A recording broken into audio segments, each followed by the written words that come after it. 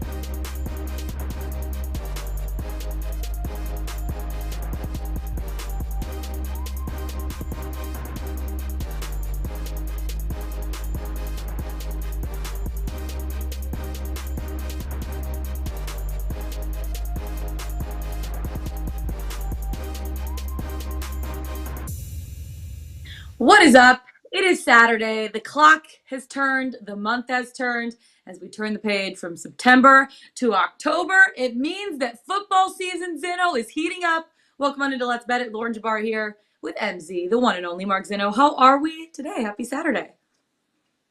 We are doing well. Looking forward to a huge slate of college football games today.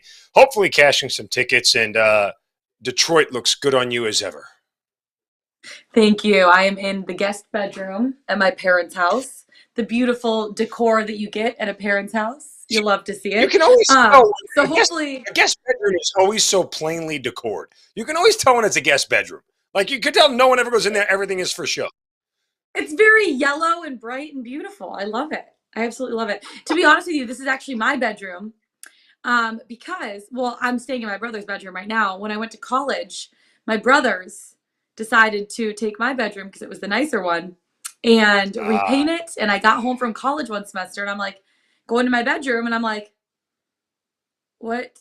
Like, all of this paint is different. There's a new bed in there. I got kicked out of my bedroom and then they redid this room, which was my brother's room, and made it a guest bedroom. And my mom goes, yeah, you just stay in the guest bedroom. I'm like, so am I a guest in your house? Is that how it is now? So I am now a guest in my own parents' house, and my two brothers have bedrooms, and I have a guest room. So love that. I'm staying in my brother's room now, though, because the bed's more comfortable. It's great. Anyways, we got a lot to talk about today. It is October 1st, which means college football matchups, conference play is starting, or I guess week 2 of some conference play. But I looked at the slate this weekend. There are some really freaking great games. There's some really freaking great lines. So we're going to get right into it. College football week 5. We have Cash, Trash, or Play ACC edition. College football with Brandon Marcello. And we can't end with our Pickswise play of the day. Are you ready for it, Zeno? Drum roll. Ready as always. Let's bet it. Ready as always. Let's Bet It, presented by Superbook Sports. The calendar flips from September to October. Week 5 is upon us. Week 5 key games. Let's start it out really quick with Alabama taking on Whoopig in Arkansas. That spread right now is set at 17.5.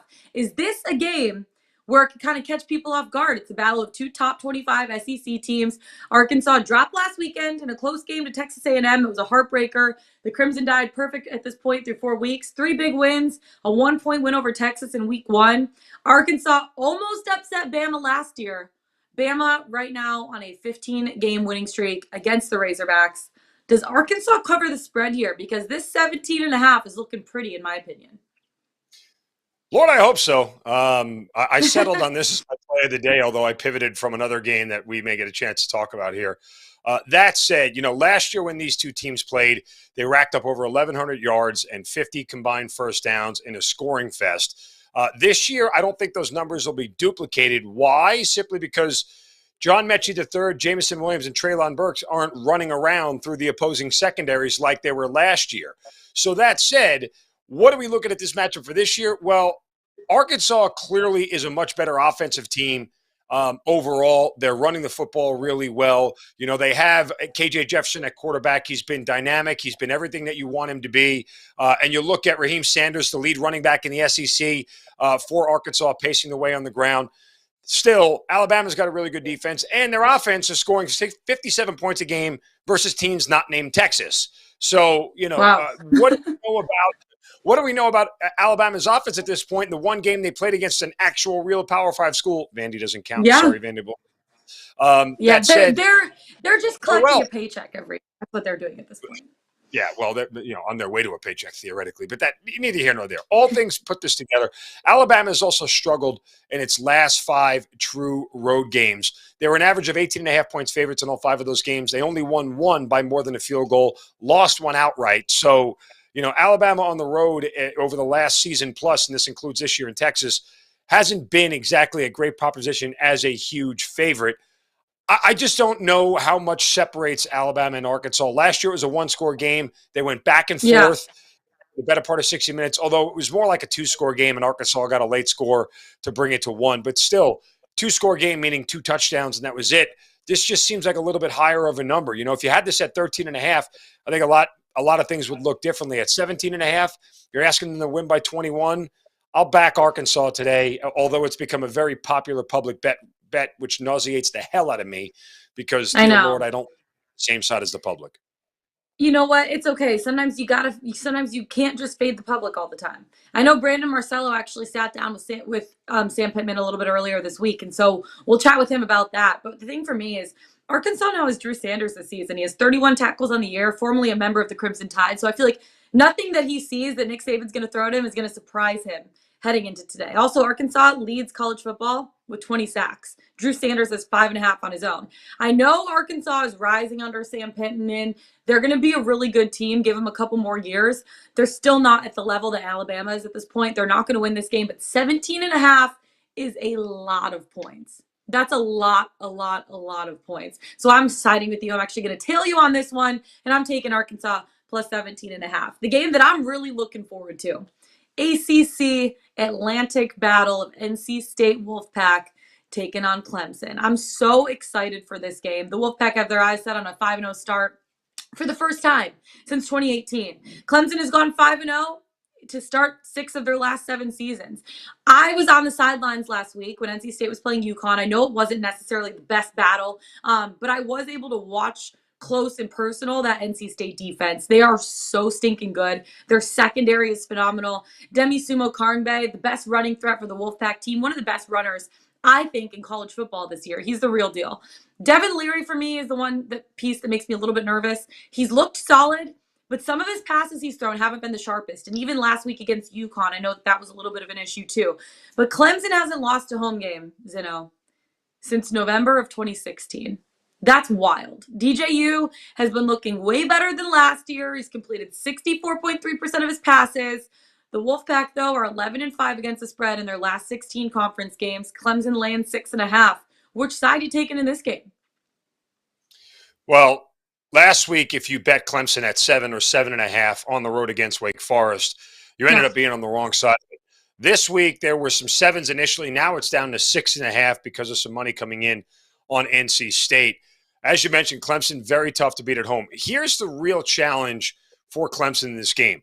A lot of people, myself included, knew that Wake Forest last week was going to be able to score. They didn't think they were going to be able to put up 45 on Clemson's defense. So that is a little bit disconcerting that they gave up that many points. I know Sam Hartman and the Deacon Demons offense is really, really good. How does that translate to this week? You'd like to think that Clemson's going to be a little bit sharper, a little bit more focused on the defensive side of the ball, and the fact that they're at home will have a little bit of energy for the defense, crowd noise, all that plays into it. And they'll be able to slow down the Wolfpack and Devin Leary, whose offense, frankly, this year is probably taking a step back from what it was last year. I'm not really sure NC State's offense has all that much more firepower to it. So this looks like a good spot here at 6.5 to back Clemson at home. I know that NC State has defense to win. I know that they are a very accomplished team. They won this game last year, and that's the other thing. True revenge spot here for Dabo, right? They lose last year in Raleigh to NC State in double overtime, which sort of started the downward spiral of their season as far as going to the college football playoff is concerned. So huge revenge here for Clemson. I'll back them just because the number is under 7. Yeah, I Don't know how I feel about this game. I'm excited to watch it, but to be honest with you, I'm staying away when it comes to betting. Clemson's secondary was horrendous last week. Like you mentioned, Sam Hartman, he's a really good quarterback. Their offense is really good, but still, Zeno, he passed for 6 touchdowns. That's unacceptable against a team like Clemson who wants to win the ACC at this point and has good odds to win the ACC. They need to lock it up. I know Devin Leary has some solid numbers, not as accurate as he wants to be this season. But for me, NC State, their defense is first in the ACC and 6th in college football with a 94.7 pass efficiency defensive rating.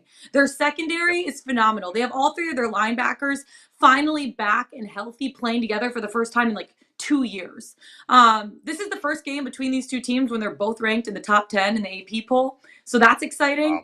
I think that watching DJU last week, and I was actually just talking with my dad about it this morning, he really struggles throwing when he's moving.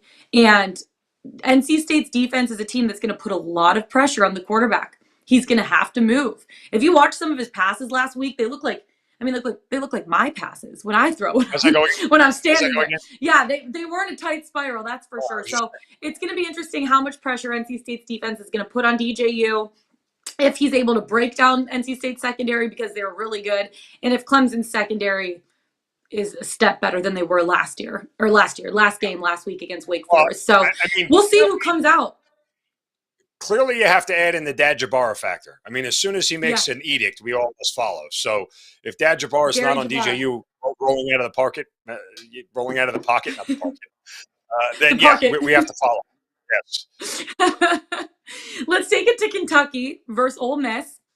Cross-division SEC rivals going head-to-head, both undefeated at this point, both coming off of close wins against unranked non-conference teams. Will Levis has been playing really well. His arm, for me, and I don't know if you agree with this, is NFL caliber at this point. That is going to be a test for Ole Miss, but the Kentucky... What? He's a second or third round pick easily, Will Levis. Might even elevate to a first round. Yeah, seriously. The Kentucky O-line, though, is still a huge concern. They've allowed 5 sacks to Northern Illinois. Chris Rodriguez, also the big name for this game, right? Great for the Wildcats on the ground.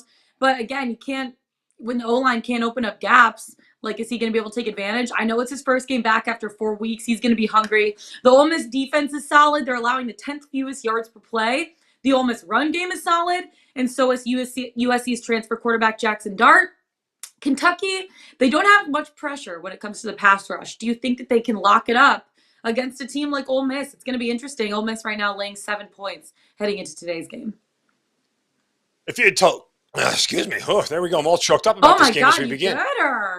If you had told anybody in August that when Kentucky and Ole Miss faced off, that Ole Miss would be the better running team and Kentucky would be the better passing team, most people wouldn't have believed you.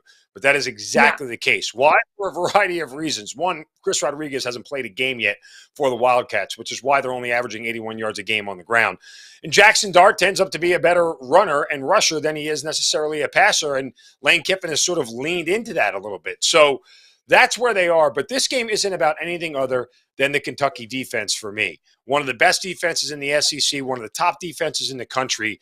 And this is a spot where Kentucky seems to live large defensively. They've already won a tough road game, true road game in the Swamp this year by dominating Florida. They're not scared of Oxford. They're not scared of this moment. I mean, this is absolutely a game here where Lane Kiffin will try to run it, and Kentucky is going to stop it. Will Levis makes enough plays in the passing game, and the energy of Chris Rodriguez getting back into the lineup for Kentucky here. This is just too many points. I made this number at like 4 when I looked at this game. I did not think this was going to be a 7-point spread, and it should be an automatic buy point, especially if there's a 7.5 that somehow pops up. I don't think you'll see it, but sometime before kickoff today at 4 o'clock Eastern, if a 7.5 pops up, automatic buy point here. It's probably going to go back in the other direction to 6.5 now that I look at it. Kentucky, however, 8-1-1 in their last 10 games against the number against teams with a winning record. This is where Mark Stoops excels. Kentucky's the right side today. I like it. I actually really do. That's why I was so choked up. That's why I was so choked up. Yes, it is a I'm lot. just really excited about this Kentucky bet. Let's take it to the Big 12 showdown. The Cowboys coming off of a bye week early. It's Oklahoma State taking on Baylor. They won 3 games that they've played, and they've won by 2 touchdowns or more in every single one. Baylor beat Iowa State last weekend. Blake Shapen has some solid numbers, 19 of 26 passing, 238 yards, 3 touchdowns. Here's the thing. Can Spencer Sanders totally redeem himself? Totally redeem himself from last year. He threw 7 interceptions last year against Baylor. Baylor has won 9 straight home games at this point. Who comes out on top? Baylor's laying 2.5, less than a field goal. This is going to be a really close game coming down to the wire. Yeah, and you mentioned Spencer Sanders, the rough go he had of it, especially in the Big 12 championship game. This year, 10 touchdowns to just 1 pick. Now, there's 2 things Oklahoma State hasn't done this year so far. Let's play real defense and play a road game. Both of those are going to happen today when they take on the Baylor Bears in Waco. Blake Shapen has been fantastic. He's been incredibly efficient, completing 69% of his passes, 7 touchdowns to just 1 pick. And you also have a very good running game in Baylor as you look at this team and the way that they're going and how much that they're averaging over 200 yards a game on the ground. They only allow 79 yards rushing. I mean, this is going to be a classic matchup that's going to decide the Big 12 and who's playing in the Big 12 championship game here. Baylor with a little bit of, I don't want to, it's definitely not revenge because they won the Big 12 championship game, but they want to exert their dominance. They're going to show everybody that loss in Provo, Utah against BYU was a fluke here. I think they come out and they knock off Oklahoma State today. Short and a half number, under a field goal, back Baylor Bears. Baylor is 5-0 straight up. What do you say? And the alliteration, back Baylor Bears. Yeah, there's a lot of B's. Back Baylor Bears. Triple B, baby. Baylor is 5-0 straight up in its last 5 games against a Big 12 opponent. So something to definitely keep in mind. Let's get into our cash, trash, or play. We've been doing this every single Saturday. We choose a conference, we cash a team, trash a team, and play a team. So let's start it out with ACC today. Teams you would cash, trash, or play, Zeno. Who are you going for in the ACC? Well, I think this is a lot easier conference to pick than some of the other ones that we've done so far, because at this point in time, as we sit here, there's only really 2 legitimate contenders for this thing, and one of them maybe there's 4. 3. There's 3, but one of them will get eliminated. Throw Wake in there. You could throw Wake in there too. They're number 4. They got a conference loss on their schedule already, so it's very tough for them to against Clemson. I know, but still, I mean, the chances of them playing for an ACC championship are greatly minimized here. But we're going to cash Clemson, obviously. Guys, I mean, I told everybody before the season started, if you weren't backing Clemson at 12-1 to win the national title, you were going to miss it as soon as they snapped the ball to start the year. You have. Their odds have plummeted. They've dropped down so much that it's not necessarily even worth a play anymore. But still, Clemson at -160 to win the ACC is the best play here. I like it. Okay, so you're cashing Clemson. Who are you trashing? Miami. You can't lose to Middle Tennessee State. Like, you can have a tough game against them, but when you lose to Middle Tennessee by that many points, it wasn't like they lost by a field goal. They got dominated for 4 quarters. I mean, it speaks for itself. I don't need to dive any deeper into this. You lose to A&M, people can stomach that. Tough game, hard-fought game, defensive battle. Your quarterback goes up against one of the best defenses in the country. He stunk it up against Middle Tennessee, so Miami's out. Yeah, I'm trashing them too. All the hype this season, Tyler Van Dyke, Mario Cristobal, trash them after a blowout loss to Middle Tennessee State, after losing to Texas the week before. People thought, well, they played them tight. Now Texas isn't that good. They lost to Texas Tech in overtime last week. Bye. Done with Miami. Get them out of here. The Heat, too much of a heat wave. What about play? Who are you playing? I'm actually changing mine to agree with you and who I'm playing too this week. Well, look, FSU is an interesting case right now. Finally cracking the top 25, sort of getting that notoriety that, we would assume that goes with Florida State. They're laying 7 points today against Wake Forest, and I kind of love Wake. My only concern is that Wake, put so much energy into trying to beat last week, and then they go out on the road to face a ranked opponent here, so there could be a little bit of a letdown spot, but I don't think you'll let down with this offense. Like, I don't see the Wake Forest offense having a bad game. This should be a high-scoring game today, a lot of fun, and certainly Wake has every opportunity to win it. Florida State has to put together a convincing win to convince me that they have really what it takes to go up against Clemson. I know the transitive property doesn't necessarily hang in there, but in order for me to believe that Florida State can hang with Clemson, if Wake could hang with Clemson and Florida State can't destroy Wake, well, then guess what? I don't think that they can hang with Clemson either. So I'll play FSU, but let's find out what happens this week. It's a tough spot to choose who you want to play, but it's also a fun spot to choose who you want to play. I'm also backing you with Florida State. I initially had NC State. They start the year 4-0 after going 0-4 to start the season last year. They beat LSU on opening night, which is now a great victory. This team just has a different vibe. Mike Norvell has them playing inspired football. I know their toughest games are still ahead at this point, but this team could make some waves in the ACC. And to talk a little bit more about that, let's bring in Brandon Marcello, college football writer for 247 Sports. Wake Forest taking on Florida State, Brandon. I know there was a tough loss last week for Wake against Clemson. FSU, we're going to find out if they're the real deal. They had a good win against LSU in week one. One, how are you? And two, your expectations for this Florida State team this season, starting it off 4-0. Doing well. I think Florida State, more than anything, as you saw last week against Boston College, is they finally have their confidence back for the first time in like 5 years. It seems like that they're just playing with a lot of confidence. I know Boston College is terrible, but you could see it out there on the field. Jordan Travis is a difference maker for them at quarterback. Everybody seems to be playing along together very well. Jared Verse has really got things going on the defense, and everybody's playing confidently around him. So I like Florida State this season. I don't know if they can match up very well with Clemson. I don't think anybody really matches up very well with Clemson in the ACC this year because of that defensive front.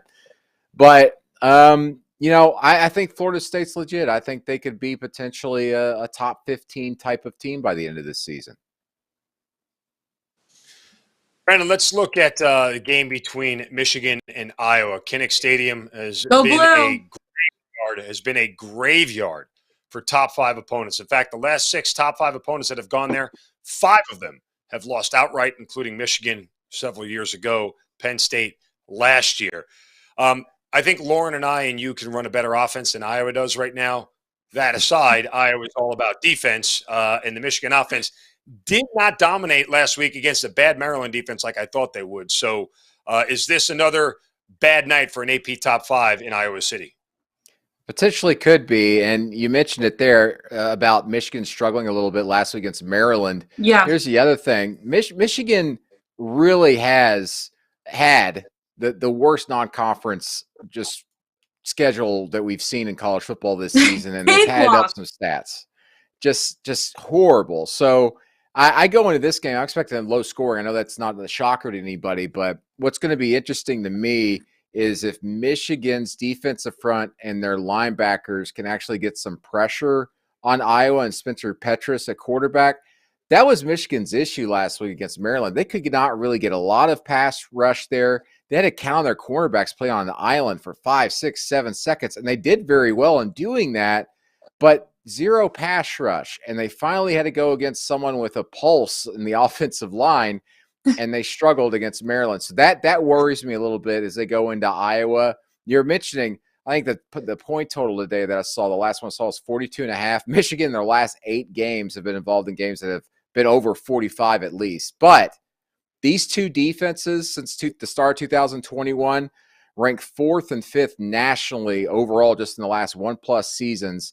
This has all the makings for a very low scoring affair, which does not set up well for Michigan. But Iowa, I don't know in crunch time if you could trust the quarterback to do anything. He's not very dynamic, Spencer Petras, as we know. And Michigan just has way too many playmakers with Blake Corum at running back, going for over 240 yards last week. If Iowa is going to be successful against that Michigan defense, I think they've got to pound the rock in between the tackles and attack those linebackers and just stuff it in their face and see if they can move the ball down the field, get in the red zone, and I hate to say it, maybe kick some field goals and win a low-scoring affair. No, so here's the thing for me. You go, Zen. Go ahead, Lauren. No, it's your Michigan. I'll let you go. It's your team. The one thing that makes me nervous is Iowa's defense. They've only given up 5.5 points per game this season. They're allowing 2.2 rush yards per play on the season, and Michigan runs the ball around a little over 60% of their snaps. So That's the one thing that makes me nervous. I went to Michigan, so obviously I'm rooting for them. I don't know. Just last week, I thought it was going to be way easier of a win for Michigan. Maybe that was me just doubting Maryland and the talent that they actually have. And baby Tagovailoa, he was successful in getting the ball downfield last week. Receivers were averaging 13 yards per reception against Michigan. Their secondary needs to lock it up against Iowa, which I don't think is going to be difficult because Iowa's offense can't get anything going to save their freaking lives. But their defense is what makes me a little nervous. And JJ McCarthy kind of going up against his first pressure that he's had all season long last week. He maybe wasn't as good as we thought he would be when it came down to crunch time. And I mean, again, he's still young. I'm overreacting because obviously this is my Michigan team and I'm going to like break everything down and whatever. I want to talk about Sam Pittman for a second though, because I know you had a chance to sit down with him this week. This is their biggest game probably of the season. Arkansas going up against Bama. The spread set at 17.5, which to me seemed a lot of points for how close this game was last year. What was that conversation like for you? And how is a guy like Sam Pittman feeling heading into this weekend against a Bama team that is the most dominant team in the SEC? Yeah, last season's 42-35 on the road in Tuscaloosa for Arkansas. But I mentioned that to Pittman, and he said the game wasn't that close. We were playing catch up the entire game, and we made it close near the end. So he kind of like he downplays things quite a bit, I've found out. But that team, I wonder for Arkansas is how are they doing emotionally after the way they lost against Texas A&M with that field goal doinking off the right upright straight up in the air that could have won it for them. Have you ever seen anything like that before? I've never seen anything. No, I hadn't. And then I was reminded that it actually same exact thing happened to Wyoming, I guess, earlier this season, which is crazy. Weird. Which I hadn't seen. But I think to me that, listen, that A&M team, I don't know what you guys think. I don't think they're very good. I think they're just okay. They got a great defense, but that offense still stinks to me. I think they're going to lose today to Mississippi State by maybe a couple touchdowns, to be honest. But I think that the Razorbacks, they have got to find a way to disrupt things with Bryce Young. You know, Arkansas is near the top, if not at the top, in sacks produced, but their pass defense is atrocious. That is not set up well for them. It's a sign that they got a lot of weaknesses there on the back end. They've been dealing with injuries back there. They lost a guy who I thought was going to be potentially an All-American, Jalen Catalon, for this season. That replaced all their starters practically from last season, and it has not worked out for them with the transfers they brought in. And then offensively, Arkansas just goes into these weird lulls for quarters at a time. You know, against Missouri State, they couldn't really do anything in the third quarter. They were down 10 points to FCS Missouri State in the fourth quarter and had to rally with the help of a punt return for a touchdown. And then last week against Texas A&M, they couldn't really do anything in the third quarter. That's been the kind of bane of their existence. They've been outscored 41-13 in the third quarter this season.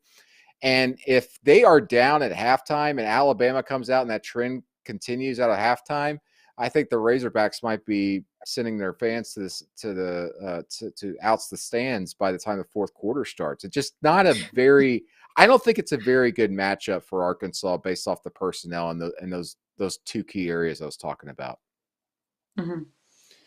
Yeah, God, I'm not happy about this at all. But I agree with you on Mississippi State, by the way. They are going to beat A&M pretty soundly today. And also, I think that game's actually gone over, all things considered. But neither here nor there.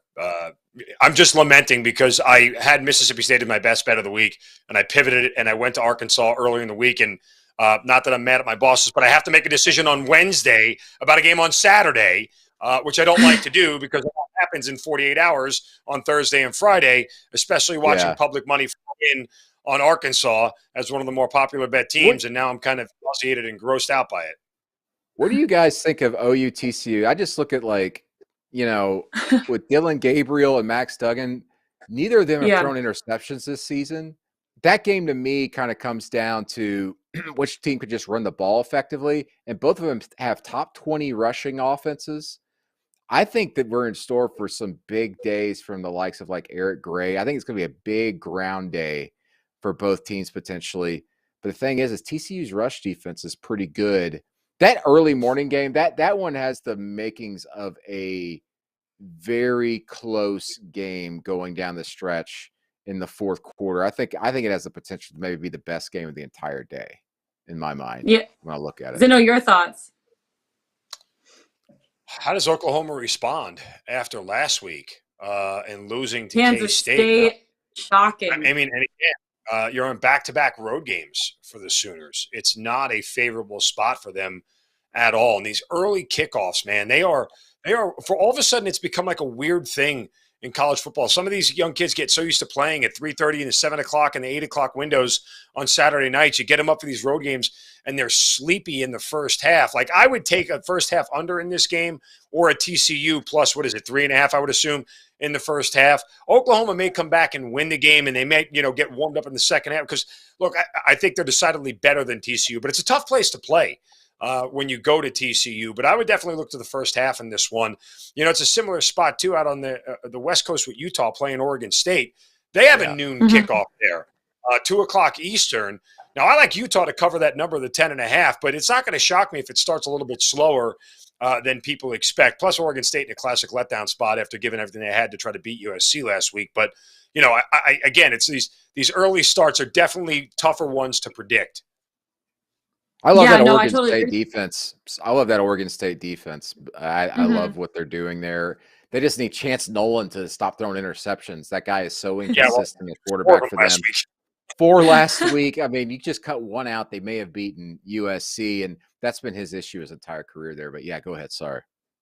No, you're okay. I said before we let you go, we want to talk about Heisman thoughts. And speaking of USC, Caleb Williams right now set at 6-1 odds to win the Heisman. The 2 guys above him, CJ Stroud, Bryce Young. The guy that I think is a good outside pick, Hendon Hooker. I got him at 60-1 odds at the beginning of the season. He's now moved and he's 16-1 odds to win the Heisman Trophy. Stetson Bennett right behind him at 18-1, and then Daniels after that 25-1. Those are your top 6 guys at this point. Who are you leaning towards to win the Heisman Trophy, and who do you think has the most to prove, I guess, less left in the rest of the 2022 college football season?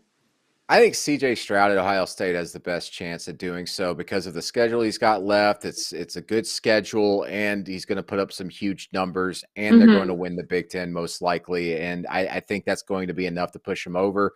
I think Bryce Young, he'd have to just absolutely just be a barn burner and just do things that he didn't even do last season, which was a record-breaking year, to win it in back-to-back years. So, like, if I had to look at it, like, I got my top 5 right now. I don't even have Bryce Young in it just because of that. So I've got CJ Stroud at 1. I've got Hendon Hooker at 2 because he's one of the most potent quarterbacks in the country, and against the schedule they've got coming up, he's got some big games coming up here these next 3 weeks. So if he puts up big numbers and Tennessee's able to pull off an upset during that stretch, he's going to go. Sorry to cut you off. That's the key. He's got to either beat Georgia or Alabama in order to elevate himself. If they lose both those games, the numbers aren't really going to matter because Tennessee is going to be a non-factor in any major bowl game going forward unless they run the rest of their slate, which isn't entirely impossible, but they still have to beat Kentucky as well. So, that's the real key for Hendon Hooker winning this thing, as opposed to a guy like Stetson Bennett, right? He could put up great numbers. Georgia runs a table and goes 12-0, and his number's going to look and feel a lot better than Hendon Hooker at 10-2, regardless of what he does if he loses to Bama and Georgia. Yeah, I'm with you. And Hendon Hooker's got to upset one of those teams. And if he does, look out. I think he will be in the top 2, top 3 going into the end of the season there. And then below him, I've got Stetson Bennett, just because I know he had a quote-unquote off day last week, but he's going to put up huge numbers in that offense. We've already seen it earlier this season. He's going to continue to do so. He's got some favorable matchups coming up, including against Auburn, I think, next week. He's going to put up some big numbers. And then Blake Corum at Michigan right below him. I think that we're starting to see this resurgence of the running back in college football of potentially being considered the best player out there and actually getting some Heisman love when we've fallen in love with the other skill position guys on offense, especially at receiver and quarterback. I think he's got a chance. And then I've got Jalen Daniels at 5 at Kansas. Much like Hendon Hooker, he's got to have a huge win here, and one in which he's putting up 300+ yards a game still, and does so against like a top 10, top 5 opponent in the Big 12. The problem is that we're seeing the Big 12 beat up on each other, and even those great teams that he still has to face in there that they will be underdogs against, they won't look as well as wins than, say, if they had not lost the way they have, including, I think, maybe today, Oklahoma State. And obviously we saw what happened to OU against K-State last week. Yeah, it is interesting. There's only been 2 guys that have won the Heisman on a team with less than 10 wins. So you have to get to double-digit wins, basically, at this point. That one of them was Tim Tebow. Tim Tebow, and then the other one's on the tip of my tongue, and I cannot as I'm Tebowing. Lamar Who's the other one, Zeno? Lamar Jackson. Thank you. Thank you. Lamar Jackson. Yeah, the only two guys that have won the Heisman without a 10-win season with their team. So Tennessee needs to get it going, but I really do like Hendon Hooker in this spot. And I'm also on Kansas +3 this week against Iowa State. So that's going to be interesting. Brandon, we so appreciate you coming on the show, sharing with us your knowledge. You're the best. Hopefully you have some fun watching these games today. Great slate on for week 5 as the clock turns to October 1st. So excited. Yeah, I can't wait. I'm going to go watch Alabama in person today in Fayetteville, so I can't wait to see them. Oh, yes. Go have so much fun. Have the best time. All right, that was Brandon Marcello, college football writer for 247 Sports. Before we get into our best bets of the day, Zeno, guess what? Let's Bet It is presented by Superbook Sports. Make sure to go to superbook.com or download the app today because this season, we're all rooting for safeties. That's because Superbook is going to give you a $50 bonus on each safety scored this season. All you got to do, place a $100 pregame bet on any spread or any total ever. And if there's a safety scored in any game on Sunday or Saturday, you get a $50 bonus. So visit superbook.com for terms and conditions. Love it. Let's Bet It, presented by Superbook Sports. And let's bet it also on Pickswise.com. Speaking of Pickswise.com, Zeno, who do we got for some of our 3-star play of the days? Looking at the website. You can go there and check out both of my college football plays on Quick flag. Pickswise.com. Star. Yeah, there you go. A little pat on the back for myself here, but plenty of them on the website today, all around college football, though there is one soccer pick there as well. You got games in the Big Ten, 2 of them there, and 1 even in the American that you can go check out there, along with my SEC plays as well. So Pickswise.com, place to go. I love it. Absolutely love it. Pickswise.com. Make sure to check it out. All right, let's get into our best bets of the day. And you've pulled an audible because you are switching your best bet from Arkansas +17.5 last minute. Tell me what you changed it to and why. Okay. So we talked about this prior to the show, and I was telling you guys, again, once the public started to back something, and this is listen, we want to give you guys great information, but when it comes down to actually getting to the window, it's not often that I'll do it on a Tuesday or a Wednesday unless I see something overwhelming as opposed to waiting to Saturday. And just some frame of reference, I did the same thing last week where I had my eyes on the Ole Miss Tulsa game on Sunday, and then by the time Saturday rolled around, the number had moved so much that I wasn't willing to bet it. And so it ended up pushing the total of 62. But my first gut instinct was right. And that's what I want to go back to this week. When I looked at the card on Sunday, my first gut instinct was taking Mississippi State over Texas A&M. A&M has survived the last two. I got to trust the gut. A&M has survived the last 2 weeks on some luck and some fortunate plays. But I think it runs out today in Starkville. Mississippi State quarterback Will Rogers and the Bulldogs passing offense is one of the best in the nation, second, in fact, in yards per game. And the pass offense is averaging 351 yards per game. That is 7th in the nation. The Aggies have allowed just 3 passing touchdowns on the year, but that's going to change today in Starkville. I think Mississippi State can score on this team. We know that they're not going to try to run the ball, and that really is what A&M does very well, is stop the run. So this is about the passing game. Furthermore, this A&M offense, which has gotten better the last 2 weeks under Max Johnson, it's not going to be able to do enough. They lost their top wide receiver, Aeneas Smith, to a knee injury all season long. They struggled to score all season long. I just like Mississippi State here at home after 2 weeks of kind of skating by and sneaking out wins they probably shouldn't have got. Their luck runs out. The Bulldogs win handily by a touchdown today.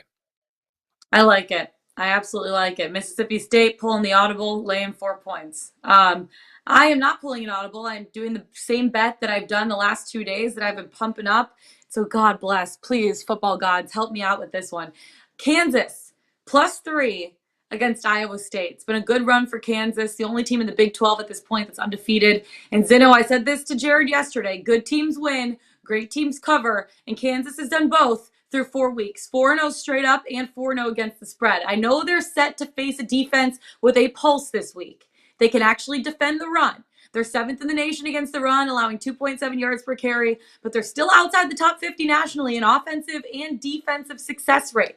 So a guy like Jalen Daniels needs to come in and he needs to take advantage through the air. Kansas has been really, really good as a team on third downs. They're converting at a 67% rate, which is second in the nation behind Minnesota, averaging around 7.2 yards per play. I love their offense in general. Iowa State defense has to watch out for a guy like Daniels through the air and on the ground because he's really mobile in both ways. And I feel like they haven't had to necessarily prep for a quarterback like that yet this season. The Kansas defense is what worries me. The offense is what's been keeping them in games. Their defense has been allowing points. The good thing is that Iowa State, after first week of the season where they threw 2 picks and their loss to Baylor, they have a little PTSD from that. And then they have 3 turnovers against Iowa. They've been kind of playing a little bit of a safer game because they don't want to turn the ball over and jeopardize winning a game.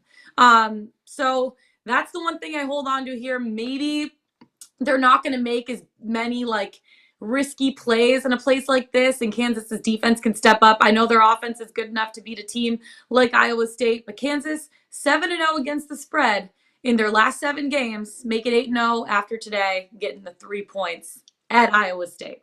Lock it in. Let's go. All right, that's it for us today, guys. You'll love to say it, as I would say. Find us on the Pickswise YouTube channel. Go to Pickswise.com. Follow us on Twitter. Mark Zeno, MZ, Lauren Jabara, LJ. We'll see you guys tomorrow. Best of luck with the college slate today. Let's get it.